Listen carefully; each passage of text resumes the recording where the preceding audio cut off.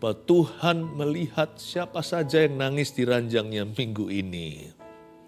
Ada orang-orang tertentu di antara keluarga Saat Teduh yang sedang putus pengharapan, yang hatinya berbeban berat, yang letih lesu jiwanya. Tuhan tahu, suruh saya beritahukan bahwa Tuhan melihat saat Anda menangis sendirian. Ada yang menangis dalam keadaan berlutut, ada yang duduk, ada yang berbaring. Tuhan lihat semuanya. Air matamu kutabung dalam kirbatku, kata Tuhan. Saat kau lemah, aku Tuhan kuat di dalam hidupmu. Bapa, sampaikan sabdamu, sembunyikan hambamu di balik salibmu. Dalam nama Yesus. Amin. Praise the Lord. So surprising, mengejutkan kadang-kadang apa yang Tuhan nyatakan. Dengan jelas Roh Kudus suruh saya beritahukan bahwa Tuhan melihat. Tanpa saya melihat apa-apa, suara sepoi-sepoi bahasa itu berbicara dengan sangat jelas bahwa Tuhan Yesus sayang umatnya. Hati yang hancur, jiwa yang patah remuk, tidak kau pandang hina ya Tuhan. Kalau itu adalah Anda yang dimaksudkan, Anda tidak usah tanya apakah saya. Nggak perlu lihat ke tetangganya, mungkin dia yang dimaksudkan. No, it's you. You cried this week. Anda menangis minggu ini, sendirian, nggak ada orang yang tahu kepedihan hatimu, nggak ada yang bisa menyelami hati. Tapi Tuhan bisa, kata Tuhan tinggal di hatimu.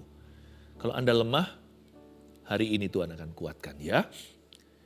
I pray in Jesus' name, God will comfort you. Tuhan yang akan menghiburkan.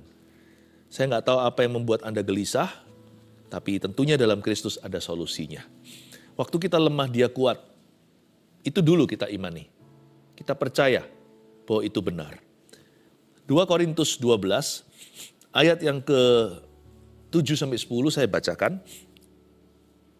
Dan supaya aku jangan meninggikan diri, kata Paulus, karena pernyataan-pernyataan yang luar biasa itu, maka aku diberi suatu duri di dalam dagingku, yaitu seorang utusan iblis untuk menggocok aku, supaya aku jangan meninggikan diri. Tentang hal itu aku sudah 3 kali berseru kepada Tuhan, supaya utusan iblis itu mundur daripadaku. Tetapi jawab Tuhan kepadaku, cukuplah kasih karuniaku bagimu. Sebab justru dalam kelemahanlah kuasaku menjadi sempurna. Sebab itu terlebih suka aku bermegah atas kelemahanku, supaya kuasa Kristus turun menaungi aku. Karena itu aku senang dan rela di dalam kelemahan, di dalam siksaan, di dalam kesukaran, di dalam penganiayaan dan kesesakan oleh karena Kristus. Sebab jika aku lemah, maka aku kuat. Sebelum saya lanjutkan dan mulai membahas ayat per ayat, saya ingin memberikan an early promise ya, suatu janji yang awal-awal diberikan untuk tahun 2023. Tahun 2023 tahun depan not gonna be an easy year, tidak akan menjadi tahun yang mudah. Tapi jangan takut, Tuhan tetap kuat. Mau tahun apa aja, tahun kapanpun, dahulu, sekarang, selama-lamanya, Yesus kuat. Kalau kita lemah, dia kuat. Kita lebih lemah, dia lebih kuat. Jadi Yesus gak bisa lemah, semakin kuat. Tuhan itu maha kuasa, sempurna kuasanya. Jadi jangan takut menempuh apa-apa, asal Yesus beserta. Waktu kita lemah, dia kuat. Saya sebenarnya terus terang saya suka tanda kutip, siapa sih yang suka dalam masalah, gak ada. Tapi saya tanda kutip suka dalam masalah. Saya suka dalam kelemahan, bukan cari masalah. Karena waktu saya lemah, Tuhan akan manjakan saya. Kita baca sekarang dari Rasul Paulus. Rasul Paulus mengalami sebuah kelemahan, ahli teologi tidak tahu apa tepatnya. Tetapi memang tidak dituliskan duri dalam daging yang kita baca tadi itu persisnya apa sih? Tidak sama sekali dituliskan dalam cerita. Paulus hanya cerita bahwa di dalam dirinya, dalam dagingnya ada utusan setan, ada duri yang diizinkan. Memang sengaja tidak ditulis spesifik itu apa. Supaya hari ini kita bisa melihat diri kita dalam cerita ini. Artinya apa saja durimu, Yesusnya sama. Yesus kuat waktu kita lemah. Ayat 7. Dan supaya aku, kata Paulus, jangan meninggikan diri karena pernyataan-pernyataan yang luar biasa itu. Maka aku diberi suatu duri di dalam dagingku, yaitu seorang utusan iblis untuk menggocok aku, supaya aku jangan meninggikan diri. Ayat-ayat di atasnya diceritakan penglihatan Paulus. Paulus ini orang hebat. Bahkan rohnya sempat diangkat untuk melihat Firdaus, sorga, tingkat ketiga. Semua pernyataan-pernyataan yang manusia lainnya belum pernah alami. Dan Paulus melihat sesuatu yang tidak bisa digambarkan, tidak bisa dijelaskan. Dan karena pernyataan-pernyataan hebat itu, belum lagi pemakaian Allah atas orang ini, luar biasa, pertobatannya pun sensasional. Banyakan orang bertobatnya itu diam-diam dengan tenang, beriman, terima Yesus. Dia lihat sinar. Ini orang boleh dikatakan istimewa.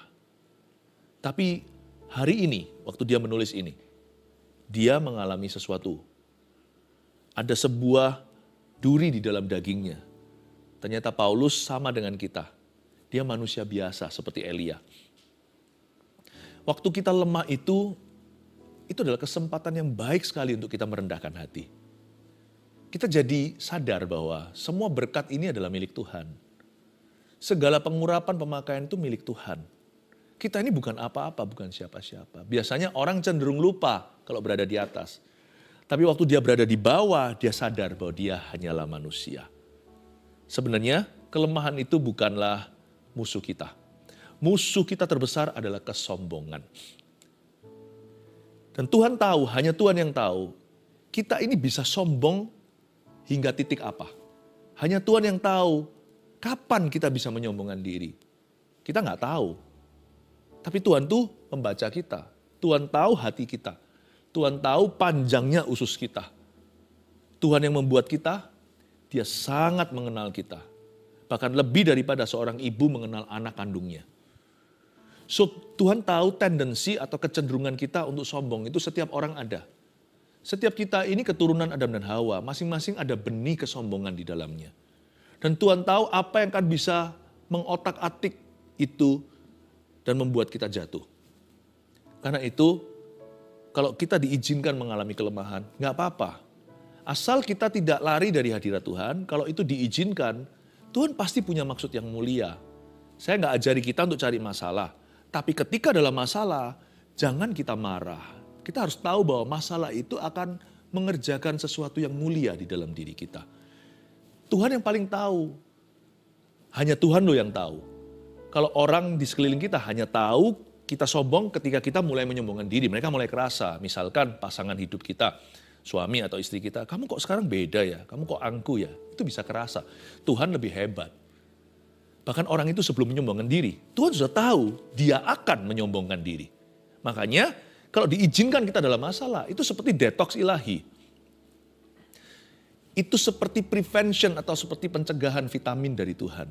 Jangan tunggu sakit baru minum vitamin, terlambat. Kadang-kadang Tuhan izinkan duri dalam daging datang dulu dalam kehidupan, supaya jangan sampai kita menyombongkan diri dan jatuh.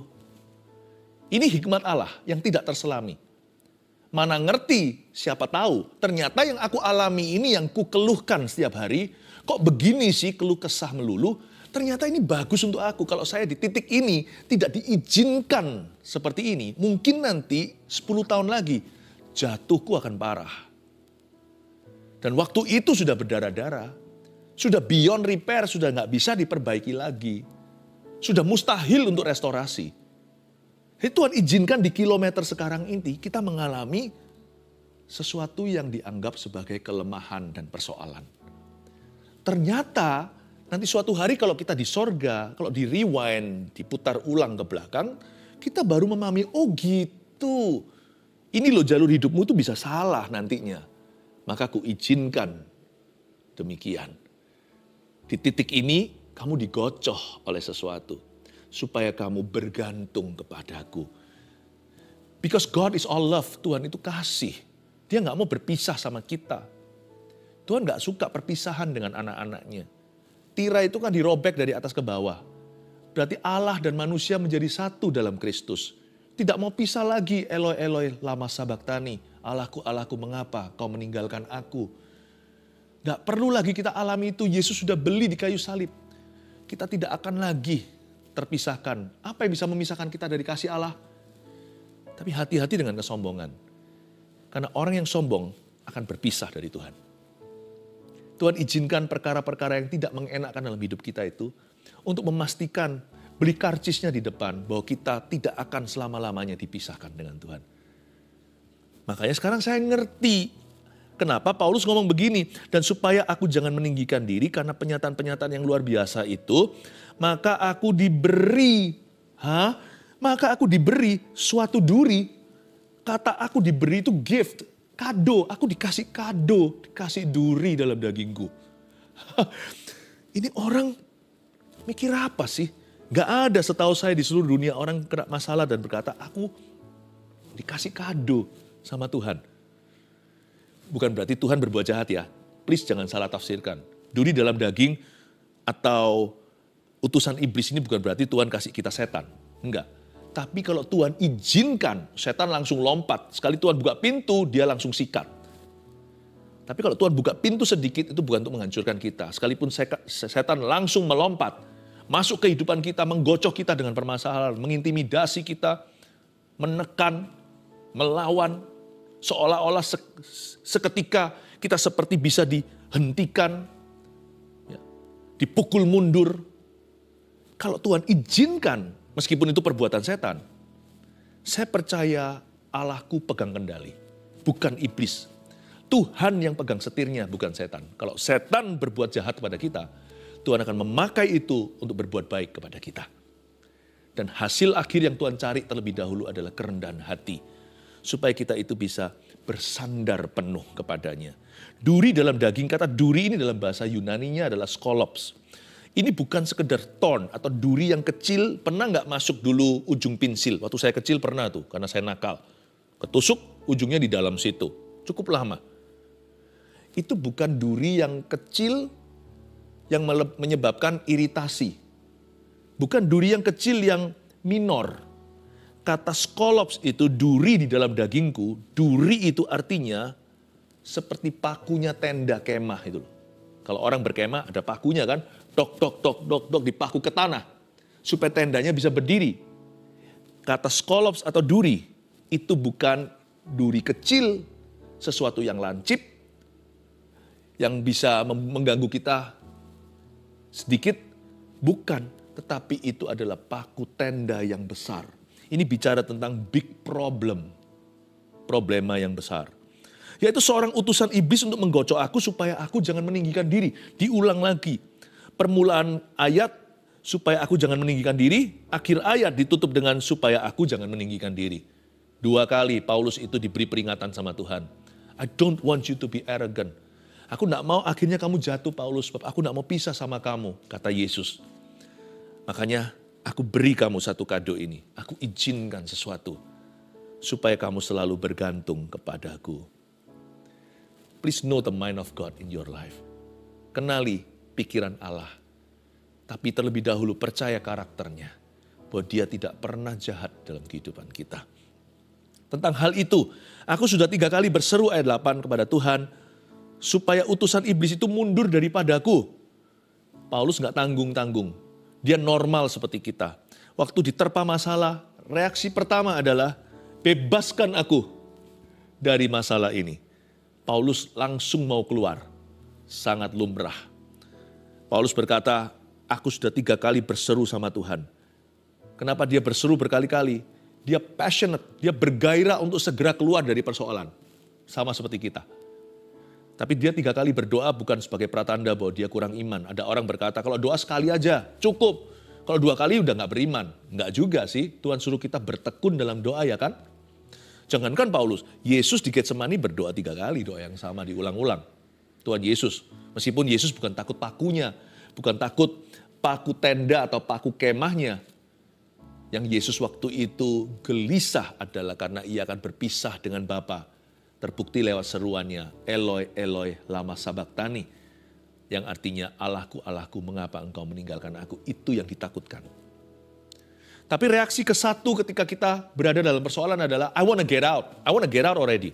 Aku mau keluar, aku mau check out. Belum check-in, baru check-in udah langsung mau check out. Kayak orang kalau masuk ke hotel, hotelnya itu gak pas kamarnya, dia gak suka atau bau rokok. Dia langsung komplain ke resepsionis dan berkata, aku mau ganti.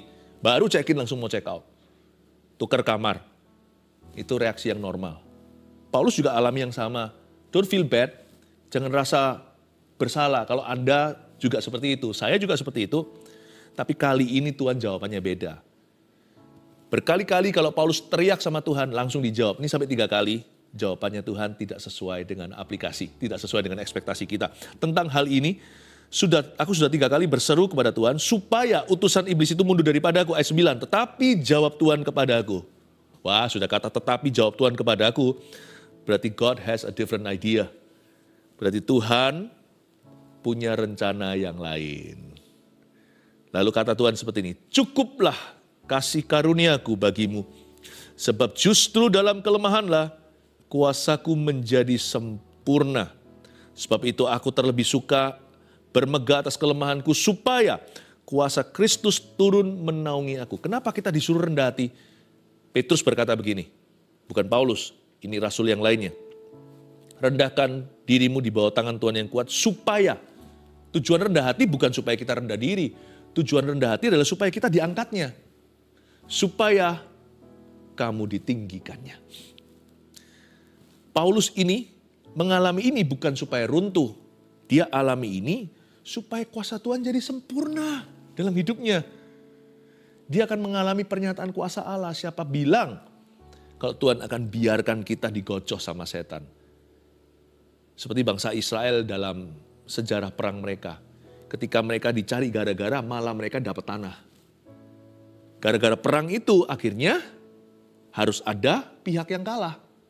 Yang pihak yang kalah harus serahkan tanahnya. Dari situlah bangsa Israel memperoleh tanah perjanjian. Tuhan izinkan kita digocok setan bukan supaya setan menang. Supaya kita ambil teritorinya dalam hidup kita. Dia nggak berhak berbicara lagi di area-area itu. Supaya kuasaku jadi sempurna. Dan jangan lupa loh, kalau kita sedang lemah, kita diangkatnya. Bukan berarti kita suka cari masalah. Lain kali kalau kita ngalami kelemahan lagi, ini bukan kelemahan moral loh ya. Ini bukan jatuh dalam dosa, bukan. Kalau orang-orang yang menafsirkan, ahli teologi yang berkata Paulus ini duri dalam daging yang dimaksudkan di sini itu adalah nafsu, hawa nafsu duniawinya. Oh salah, saya tidak setuju. Meskipun kita tidak tahu persisnya apa, mungkin saja ada sebuah penyakit yang dia idap. Karena di kitab Galatia, suratnya di sana, dia katakan bahwa matanya ada masalah. Sampai orang-orang lain jijik, tapi orang-orang Galatia begitu terbeban. Bahkan mereka kalau bisa kasih matanya ke Paulus, mereka akan kasih. Mereka akan berikan. Mungkinkah itu ada hubungannya? Karena sama-sama rasul yang menulis surat Korintus, dia menulis surat Galatia. Mungkinkah kondisi yang sama? Masa duri berkali-kali? Saya nggak tahu. Tapi penjelasan yang paling mungkin, yang paling masuk akal adalah adalah sakit penyakit yang dia idap. Ini bukan hawa nafsu ya. Jadi kalau kita mengalami kelemahan, entah itu problema dalam pekerjaan atau dalam rumah tangga yang bukan salah Anda. Ini kelemahan adalah bicara soal keadaan di luar kendalimu yang menerpamu dan membuatmu menjadi berada di titik yang lemah. Tidak bisa berbuat apa-apa sepertinya. Seolah-olah Anda bukan hanya dirugikan, tapi Anda dibuat tak sanggup melakukan sesuatu. Kalau kita dalam titik lemah lagi dan lagi dalam hidup ini, lain kali diangkat. Jangan pernah berkata kita ini berputar-putar di padang gurun. Tuhan kok on and off sama saya. Nanti waktu saya lemah diangkat lagi kuat, lemah kuat. Setiap kali kita diangkat dari sebuah kelemahan, kalau Tuhan izinkan, kita tidak diangkat pada kekuatan yang sama. Karena Alkitab berkata, kuasa Kristus turun menaungi aku, kuasanya menjadi sempurna. Berarti setiap kali kita diangkat, kita di-upgrade sama Tuhan. Udah levelnya beda. Setiap kali kita diangkat itu 1 oktav lebih tinggi. Kalau saya coba merekam ulang ya, semua titik-titik lemah dalam kehidupan saya.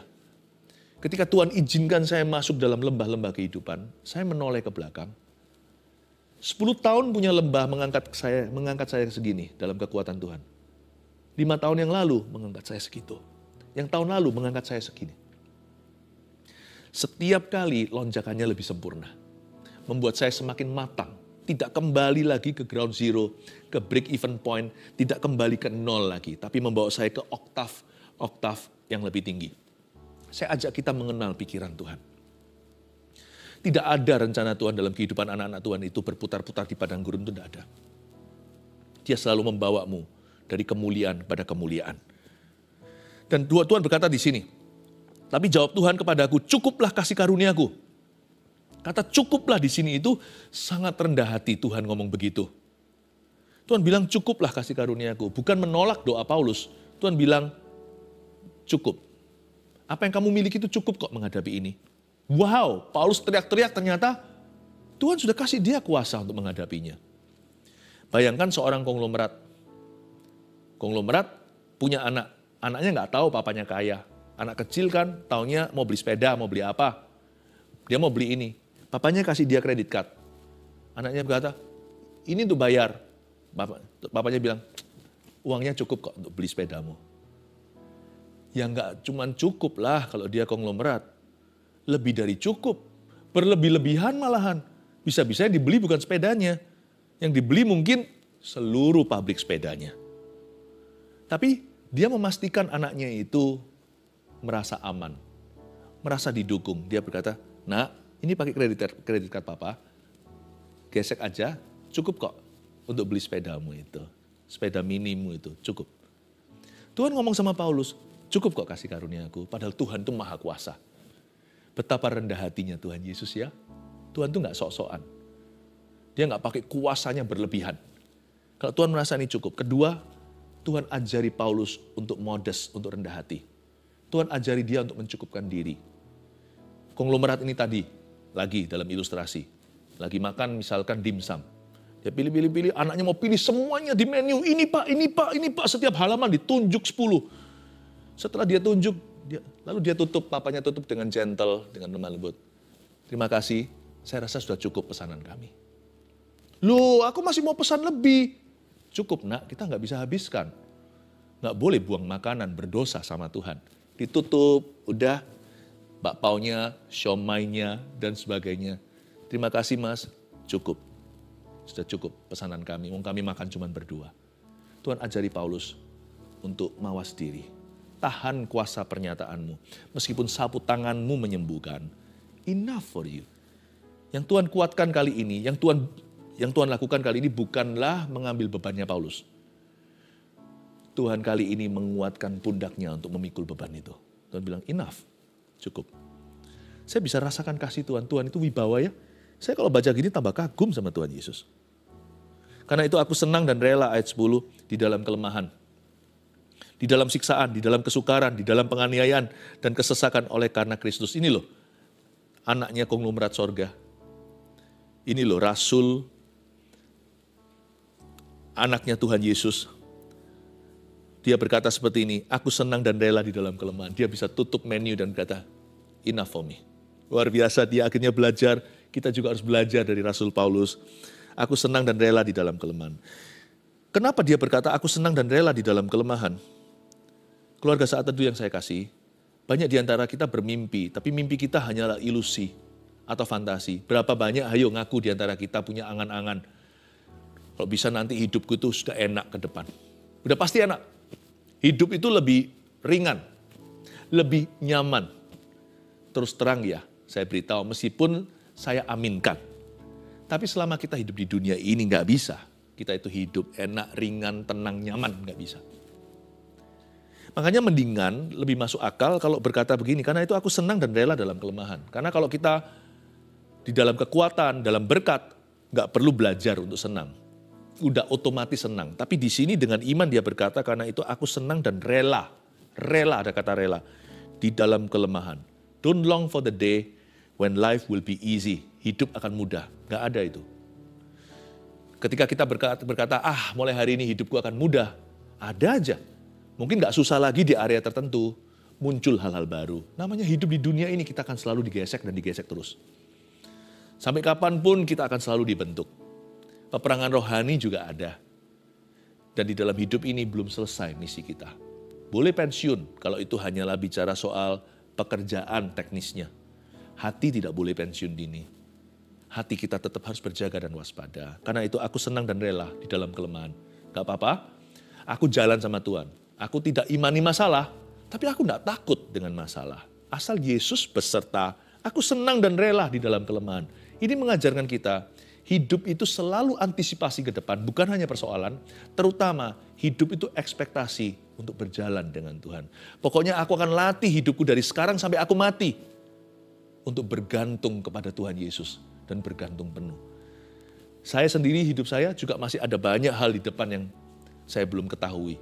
Saya belum mengerti nanti kalau usia 70 itu rasanya seperti apa. Beberapa Anda sudah merasakannya. Mungkin kita siap untuk mati. Mati adalah keuntungan. Tapi nggak semua orang siap untuk masa tua. Gimana nanti kalau sudah nggak bisa selancar biasanya ini itu. Ada banyak hal itu yang kita masih belum tahu.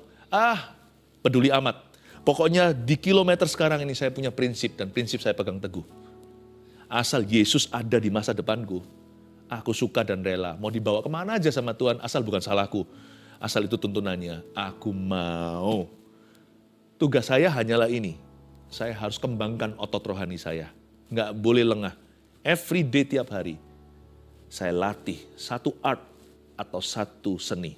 Seni bergantung pada Tuhan. Kalau saya bisa bergantung hari ini, saya bergantung nanti sama Tuhan umur 70 nggak susah.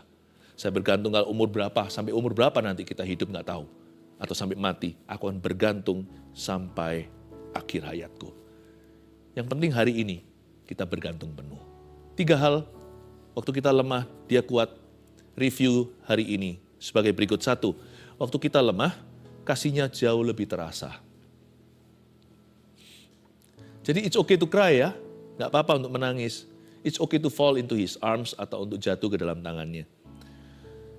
Saya pernah mengalami lawatan Tuhan, dari waktu ke waktu saya mengalaminya. Dalam suatu saat saya pernah mengalami lawatan Tuhan waktu saya lagi berbeban berat.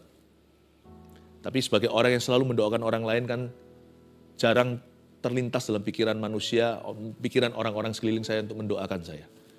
Jadi waktu saya sendiri sekali butuh didoakan, tapi saya nggak akan minta kanan kiri ya kan. Tuhan itu melawat saya, Tuhan itu baik. Saya ingat suatu hari, ini bukan manifestasi. Kita nggak cari-cari yang begituan. Kita nggak cari yang namanya physical manifestation.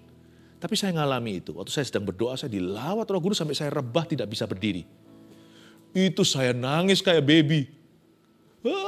Saya nangis. Saya bukan orang yang mudahnya meneteskan air mata. Apalagi kalau bukan karena hadirat Allah. Saya susah sekali basah nih matanya. Tapi pada waktu saya dilawat Tuhan, saya jadi orang yang sama sekali tidak ada kedok lagi, tidak ada perisai, tidak ada pertahanan sama Tuhan. Itu saya telanjang. Tuhan tahu isi dalam saya. Saya nangis sejadi-jadinya. Saya sampai gak kuat untuk berdiri, alias saya sedang rebah di dalam kuasanya. Saya gak cari yang begituan, itu saya di kamar sendirian, saya dilawat sama Tuhan. Waktu saya berkata, Tuhan, aku lemah Tuhan. Aku lemah Tuhan. Aku berusaha, ya sudah sampai titik ini aku gak mampu lagi.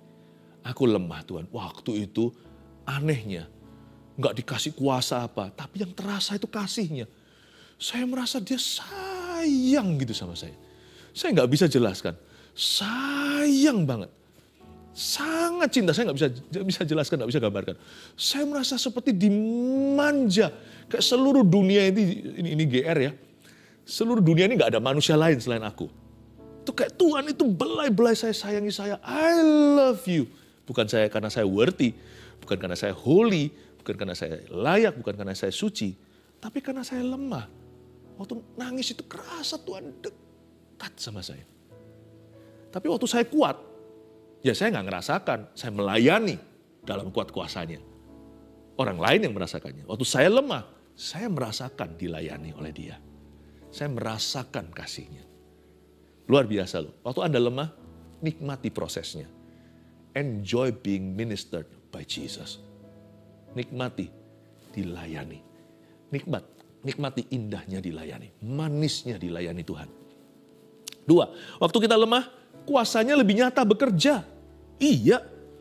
Biasanya kalau kita lagi di titik lemah, ada sesuatu yang di luar kita. Something outside and beyond us. Sesuatu yang di luar kita yang terjadi atau kejadian. Dan kita tahu bahwa kita bisa curiga curiga yang baik nih, kayaknya itu terjadi untuk aku itu.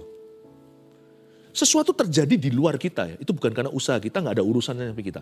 Tapi sesuatu terjadi sama kita seolah-olah seperti matahari pun dihentikan untuk kita, supaya kita bisa menang perang. Israel itu pernah mengalami satu berkat yang seolah egois. Seluruh bumi itu berhenti, matahari berhenti di tempatnya, selama 24 jam supaya mereka menang lawan Amalek. Itu kan kerasa sampai ujung dunia. Itu kita tahu dari ilmu pengetahuan, itu bukan mataharinya yang berhenti. Itu buminya yang geraknya pelan. Untung-untung kok nggak terjadi banjir tsunami. Kalau perputaran bumi bermasalah itu bisa semua orang terbang ke angkasa lalu hilang. Gara-gara orang Israel, Tuhan buat satu mujizat di luar mereka, hanya demi mereka. Jangan kaget loh, kesaksian hidup seperti itu hanya terjadi di titik lemah. Waktu segala sesuatu diubah-ubah sama Tuhan, diobrak-abrik sama Tuhan demi satu orang. Bayangkan, enjoy prosesnya waktu lemah. Selama kita tidak berdosa, jangan menantang Tuhan. Kalau kita datang kepadanya dengan hati hancur, jiwa yang patah remuk, Tuhan tidak pandang hina. 3, waktu kita lemah, ini good news-nya, kita hanya bisa jadi lebih kuat sih. Apalagi kalau sudah di titik terendah, there's only one way that is up. Hanya ada satu jalan, yaitu naik ke atas. Jadi kalau lemah itu di-enjoy juga. Kenapa? Karena hanya ada satu cara, hanya ada satu hal lagi yang tersisa, yaitu Tuhan harus menguatkan Anda. Tuhan tidak mengangkat beban kita selalu, tapi Tuhan akan menguatkan pundak kita untuk bisa mengangkatnya. Itu yang terjadi sama Paulus. Waktu kita lemah dia kuat 3 hal ini. 1, waktu kita lemah kasihnya jauh lebih terasa. 2, waktu kita lemah kuasanya lebih nyata bekerja. 3, waktu kita lemah kita hanya bisa jadi lebih kuat. Haleluya, Jesus loves you. Mari semua berdiam diri di hadapan Tuhan. Jikalau ada di antara Anda yang lemah, kami turut bisa merasakannya. Tuhan Yesus, tangan yang tidak kelihatan itu saya bayangkan. Tangan itu dan lengan itu akan masuk, menembus dada, dan mengambil hatimu yang lemah dan mengangkatnya ke tahta Allah. Sesuatu terjadi. Saya dengarkan saat ini ada beberapa orang menangis. Gak usah malu, jangan mau dihakimi. Tidak usah peduli orang bilang apa di sekeliling Anda. Ini antara Anda dan Tuhan. Allah akan melawat setiap hati yang hancur, jiwa yang patah remuk. Tuhan jamah orang itu Tuhan, tabung di dalam kirbatmu air matanya. Air mata itu bukan air mata kekalahan, itu air mata penyerahan. Dan dari hati yang berserah itu, Tuhan melakukan suatu mujizat. Terima kasih Tuhan. Biarkan tangan Tuhan bekerja saat ini. Ya Tuhan Yesus di dalam diri dan hati setiap orang yang bergumul dengan sesuatu. Letakkan tanganmu di dadamu seperti ini. Biarkan Tuhan mengoperasi hati. Yes Lord, right there. Touch that person. Jamah orang itu. Dalam nama Yesus. Lawatan Tuhan terjadi saat ini di mana-mana. Karena kita tidak terpisah. Ruangan di hadirat Allah. Terima kasih ya Tuhan. Terpujilah nama-Mu Tuhan. Terima kasih Tuhan. Haleluya. Nantikan aja hadirat Tuhan. Terima kasih Tuhan. Terpujilah nama-Mu. Haleluya. Kasih-Mu cukup bagiku. Kuasa-Mu sempurna saat ku lemah. Ku serahkan semua di kaki-Mu. Kasih-Mu cukup bagiku. Nyanyikan dengan lembut sekali lagi. Kasih-Mu cukup bagiku. Kuasa-Mu sempurna saat ku lemah. Ku serahkan semua di kaki. Yes, Lord. Kasih-Mu cukup. Ada satu mama yang lagi menangis, ada satu ibu muda bayi Anda sakit keras, kata Tuhan. Don't cry anymore. Tuhan Yesus menghapuskan air matamu, anak itu akan sembuh. Jangan takut, penyakit ini tidak akan mendatangkan kematian. Tuhan Yesus akan menyembuhkan dia, memberi dia satu organ baru. Karena sekarang yang terjadi adalah organ itu mengalami kerusakan atau malfungsi. Organ tubuh yang baru Tuhan ciptakan. Tuhan memberikan hikmat pada dokternya untuk bisa menangani dengan tepat. Anak itu akan sembuh. Sembuh bukan karena tangan dokter. Tangan dokter hanya dilaluinya. Sembuh karena tangan Tuhan. Don't cry. Jangan menangis lagi. Hapuskan air matamu. Sudah terlalu lama Anda menangis, kata Tuhan Yesus. Hai ibu, anakmu sembuh. Seketika ini juga di dalam nama Yesus Kristus, terimalah kesembuhan itu. Termasuk rahasia karah. Mari kita semua berbahasa roh yang sudah bisa. Inamara hadabata kaya shana. Inabakana namata kaya shana namata. Inaramaya maralabaya shana namata kamaya maralamata kaya shi. Inamara mata kamaya shana namata kamaya shana namata kamara. Inamara mata kamaya ramata kamaya ramara. Ada satu orang yang sakit asma dan ginjal. Anda juga mengidap asma dan ginjal Anda sekarang bermasalah. Tuhan sembuhkan orang itu di dalam nama Yesus. Terimalah kesembuhan. Berikan ya Tuhan Yesus nafas yang lega. Pergi kau asma dan berikan ginjal yang berfungsi di dalam nama Tuhan Yesus Kristus. Terima kasih Tuhan. Ulurkan tangan semua ke depan. Kita akan berdoa untuk setiap orang yang mengirimkan permohonan doanya di sini.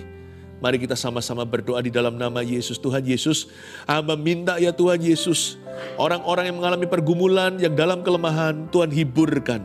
Tuhan Yesus berikan kekuatan iman, kekuatan yang baru. Sembuhkan yang sakit, hamba berdoa. Buka pintu bagi mereka yang jalannya buntu. Tuhan, didengar doa kami di dalam nama Tuhan Yesus. Roh Kudus-Mu bekerja saat ini ya Tuhan. Alirkan dari atas kepala hingga bawah kaki. Setiap orang saat ini ya Tuhan Yesus menanti-nantikan mujizatnya. Jamahlah dengan urapan di dalam nama Tuhan Yesus Kristus. Haleluya. Amin.